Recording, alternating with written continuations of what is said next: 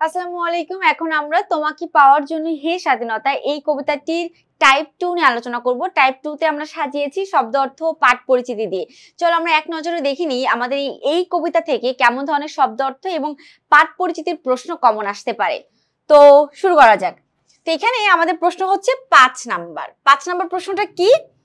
তোমাকে পাওয়ার জন্য হে স্বাধীনতা কবিতায় খই ফোটালো শব্দ দ্বারা কি বোঝানো হয়েছে? দেখো, তোমাকে পাওয়ার জন্য হে স্বাধীনতা কবিতাটির মধ্যে একটা মুক্তিযুদ্ধ নির্ভর একটি কবিতা, যেখানে পাকিস্তানিরা বাঙালির মানুষের উপর কেমন অত্যাচার নির্যাতন করেছেন তার একটি রূপ প্রকাশ করেছেন, তাই না? তো খই ফোটালো এই শব্দটা আমরা এই কবিতা থেকেই পেয়েছি। তো খই ফোটালো দ্বারা কবি কি বুঝিয়েছেন খেয়াল করব। বিকট আওয়াজ মানে অনেক শব্দ হওয়া, একেবারেই না। বিভৎস অবস্থা নাকি প্রচন্ড গুলি। বিভৎস মানে খুবই খারাপ অবস্থা, এক জায়গায় যদি গুলি করা হয় তাহলে বিকট আওয়াজ হয়, তো এটা আমাদের হবে না। বিভৎস, অনেক বিভৎস অবস্থা, খারাপ অবস্থা মানুষের, সেটাও প্রকাশ করে নাই। প্রবল আক্রমণ মানে মানুষদের উপর আক্রমণ করছে, যুদ্ধ ঘোষণা করছে, এটাও না। তাহলে খই ফোটালো দ্বারা প্রচন্ড গুলি বর্ষণ করা, তার মানে পাকিস্তানিদের কাছে যে সকল অস্ত্র ছিল, ট্যাঙ্ক, রাইফেল, মেশিন গান, এই সকল অস্ত্র নিয়ে তারা চারিদিকে খই ফোটালো মানে প্রচন্ড গুলি বর্ষণ শুরু করে দিল। তাহলে আমাদের 5 এর উত্তর হচ্ছে 3 নাম্বার। এরপর যাব আমরা 6। রিকয়েললেস রাইফেল, মেশিন গান এগুলা কি? এগুলা কি? ব্যারাক না, সাধারণ অস্ত্র একেবারেই না। গোলা বারুদ মানে গোলা দিয়ে, এগুলো কিন্তু সব অস্ত্র। But recoilless rifle, machine gun এগুলা সাধারণ অস্ত্র না, বাকি কিন্তু একটাও না। তাহলে কি? সমরাস্ত্র। এখন তোমরা একটু কনফিউশনে থাকতে পারো, সমরাস্ত্র জিনিসটা কি? সমরাস্ত্র শব্দের অর্থ হচ্ছে যুদ্ধের অস্ত্র, যে অস্ত্রগুলা নিয়ে যুদ্ধ করা হয়। যেমন এই শব্দটা যদি আমরা একটু ভাঙাই, সমর, হ্যাঁ, সমর যোগ অস্ত্র, তারপরে এটা মিলায় সমরাস্ত্র হয়েছে। এখানে সমর শব্দের অর্থ হচ্ছে যুদ্ধ, আর অস্ত্র মানে তো আমরা বুঝি, তার মানে সঠিক অর্থটা দাঁড়াচ্ছে যুদ্ধের অস্ত্র। এই জন্য আমাদের এইটার সঠিক উত্তর হবে সমরাস্ত্র। অনেকে আবার ভুল করে সাধারণ অস্ত্র দিয়ে দেয়, বাট এটা সাধারণ অস্ত্র না, যুদ্ধের অস্ত্র হবে। গেল। এবার 7 নম্বর প্রশ্ন, তোমাকে পাওয়ার জন্য হে স্বাধীনতা কবিতায় খান্ডব দাহন বলতে কি বোঝানো হয়েছে? আচ্ছা, খান্ডব দাহন শব্দের সাধারণ অর্থ হচ্ছে আগুনে পোড়ানো। আমরা জানি পাকিস্তানিরা আগুনে পুড়িয়ে ফেলেছে মানুষের বাজার ঘাট, ঘর বাড়ি, মানুষকেও পর্যন্ত পুড়িয়েছে। তো খান্ডব দাহন বলতে এক কথায় আগুনে পোড়ানোকে বোঝানো হয়। বাট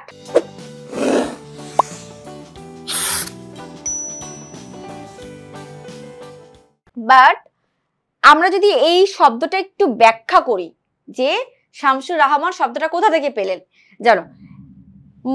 মহাকাব্যে বা পুরাণ মতে একটা মহাযুদ্ধ হয়েছিল, যেখানে ওই যুদ্ধ থেকে খান্ডব দাহন শব্দটি বের করা হয়েছে, যেখানে বন পাখি জঙ্গল থাকে না, সেই জঙ্গল টঙ্গল বিভৎসভাবে পুড়িয়ে দেওয়া হয়েছিল, এবং ওই আগুনে পোড়াতে বিভিন্ন পশু পাখি জীবজন্তু মারা গিয়েছিল। তো এটা খুব ভয়ঙ্কর একটি শব্দ, খান্ডব দাহন মানে জঙ্গল পুড়িয়ে দেওয়ার পরে সেখান থেকে অর্থটা পাওয়া গেছে। তো এখন যদি আমরা বলি এই অর্থটা আমাদের কবিতার মধ্যে কি বোঝাইছে, তাহলে আমরা একটু খেয়াল করি। লুণ্ঠন মানে ডাকাতি করা, সেটা না।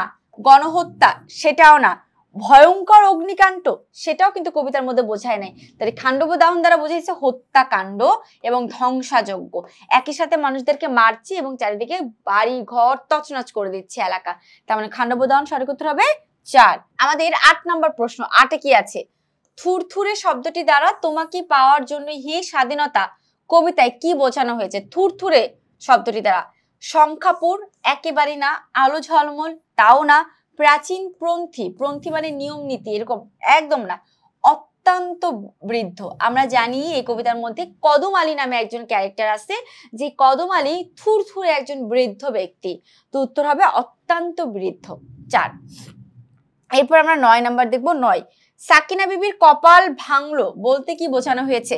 স্বামী হারানো, নির্যাতিত হওয়া। সাকিনা বিবির স্বামী হারানো তাও না, বাড়ি পুড়ে যাওয়া তাও না, সন্তান হারানো একেবারে না, নির্যাতিত হওয়া, তার মানে তার সম্ভ্রম হারানোকে বোঝায়। আচ্ছা, আমরা কি জানি সম্ভ্রম হারানো? এই প্রশ্নটা খতেও আসে। যদি খতে আসে তাহলে আমরা কিভাবে লিখবো? সাকিনা বিবির কপাল ভাঙলো দ্বারা কি বোঝানো হয়েছে? সাকিনা বিবির কপাল ভাঙলো দ্বারা তার সম্ভ্রম হারানোকে বোঝানো হয়েছে। আচ্ছা, সম্ভ্রম মানে হচ্ছে তাকে ধর্ষণ করা হয়েছে।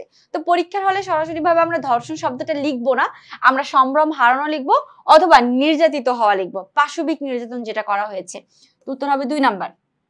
10-এ যাব, 10-এ কি আছে খেয়াল করি। 10-এ আছে তোমাকে পাওয়ার জন্য হে স্বাধীনতা শীর্ষক কবিতাটি কোন কাব্যগ্রন্থ থেকে নেওয়া হয়েছে? এটা কিন্তু খুব কনফিউজিং একটা প্রশ্ন। শ্রেষ্ঠ কবিতা নামক কাব্যগ্রন্থ থেকে নেওয়া হয়েছে, তারপরে লেখা আছে বন্দি শিবির থেকে। তাহলে আমরা আনসার করব কোনটা? দেখো, শ্রেষ্ঠ কবিতা হচ্ছে একটি কাব্যগ্রন্থের নাম, মানে একটা বইয়ের নাম।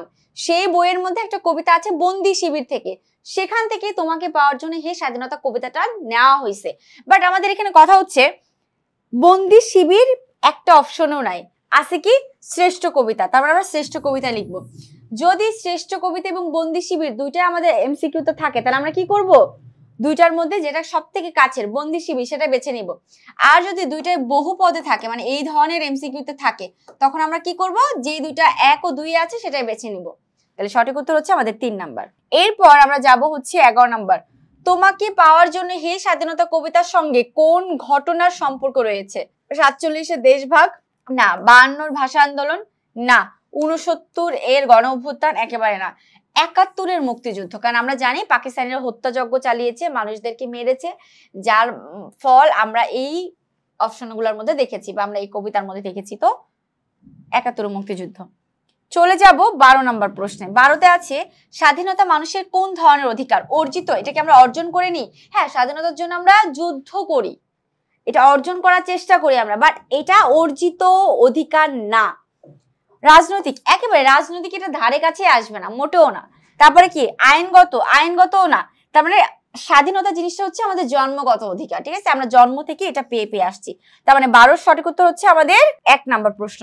আচ্ছা, তো আমাদের শব্দ অর্থ এবং পাঠ পরিচিতি থেকে এই ধরনের প্রশ্ন আসার সম্ভাবনা সব থেকে বেশি রয়েছে। নিজেরাও বাসায় ভালো করে পড়ে ফেলবা। পাঠ্য বইয়ের তুলনা অন্য কোনো কিছুর সঙ্গে হয় না, তো বেশি বেশি করে আমাদের পাঠ্য বইয়ের সমাধানটা করতে হবে। তো এখন এই পর্যন্তই, পরবর্তী পর্বনে খুব দ্রুত হাজির হব। আসসালামু আলাইকুম, আল্লাহ হাফেজ।